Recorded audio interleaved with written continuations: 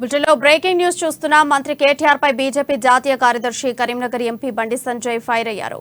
పాలనలో కేటీఆర్ అన్ఫిట్ అన్నారు. తెలంగాణలో అడుగుపెట్టే అర్హత మోడీకే ఉందన్నారు. కృష్ణా జలాల వాటాపై కేసీఆర్ మోసం చేశారని ఆరోపించారు. పాలమూరు రంగారెడ్డికి డీపీఆర్ ఇచ్చారా అని ప్రశ్నించారు. కేంద్రం ఇచ్చిన నిధులపై చర్చకు సిద్ధమన్నారు. భాగ్యలక్ష్మి అమ్మవారి ఆలయానికి వస్తే చర్చిస్తామన్నారు. ఎన్నికలకు ఇదే రెఫరెండం అన్నారు. అయితే అంతకుముందు మంత్రి కేటీఆర్ కిషన్ రెడ్డి దేశం మొత్తం మీద అన్ఫిట్ నాయకుడు అంటూ విమర్శలు చేసిన విషయం అందరికీ తెలిసిందే.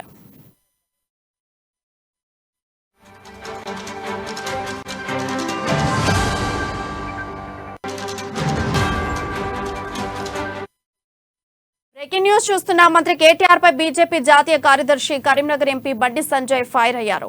పాలనలో కేటీఆర్ అన్ఫిట్ అన్నారు. తెలంగాణలో అడుగుపెట్టే అర్హత మోడీకే ఉందన్నారు. కృష్ణా జలాల వాటాపై కేసీఆర్ మోసం చేశారని ఆరోపించారు. పాలమూరు రంగారెడ్డికి డీపీఆర్ ఇచ్చారా అని ప్రశ్నించారు. కేంద్రం ఇచ్చిన నిధులపై చర్చకు సిద్ధమన్నారు. భాగ్యలక్ష్మి అమ్మవారి ఆలయానికి వస్తే చర్చిస్తామన్నారు. ఎన్నికలకు ఇదే రెఫరెండం అన్నారు. అయితే అంతకుముందు మంత్రి కేటీఆర్ కిషన్ రెడ్డి దేశం మొత్తం మీద అన్ఫిట్ నాయకుడు అంటూ విమర్శలు చేసిన విషయం తెలిసిందే. వారు అనుకున్న ఆశయానికి సిద్ధించలే. ఎందుకంటే తెలంగాణ ఉద్యమ సమయంలో ఆయన సొంత ఇంటినే జలదృశ్యాన్ని టీఆర్ఎస్ పార్టీకి ఇచ్చారు.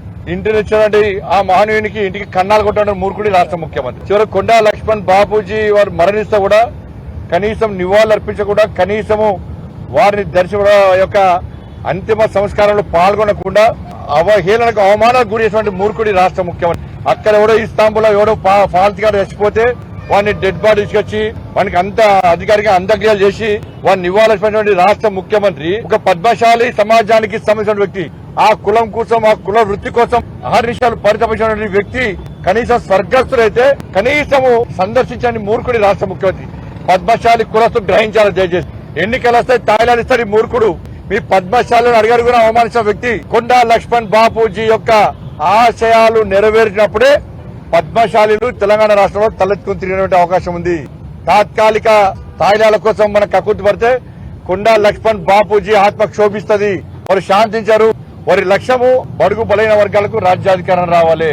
ఈ మూర్ఖుని గద్దె దించాలి. ఈ మూర్ఖత్వ పాలన పోవాలి, కుటుంబ పాలన పోవాలని చెప్పి